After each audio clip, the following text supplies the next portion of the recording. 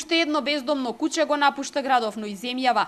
Кучето Ото, кое беше претепано и оставено од страна на несовесни граѓани, а потоа згрижено од страна на членовите на Сдруженијето Гласот на животните, својот нов дом го пронајде во Франција. Од Велес замина за Софија, од каде стигна во Минхен, за на крај конечно да ја запознае својата нова пријателка во Марсеј, која има намера да го чува и да се грижи за него. Ние веднаш го земавме кучето, му пруживме ветеринарна нега, се установи дека кучето нема да може повторно никогаш да оди, поради што ни беа потребни донации за инвалидска количка за истото. Со донации од странство и од Македонија успеавме да купиме количката од Холандија. Кучето е пронајдено во селото Отовица, што беше и причина за да го добие името Ото.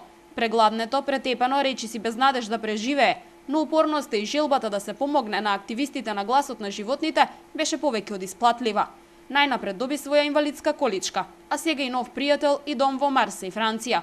Ото е второ бездомно куче од Велес која ја напушта земјава. Пред речиси 1 година во Америка беше испратен Наполеон, кој до денес живее среќен и исполнет живот со неговата собственичка.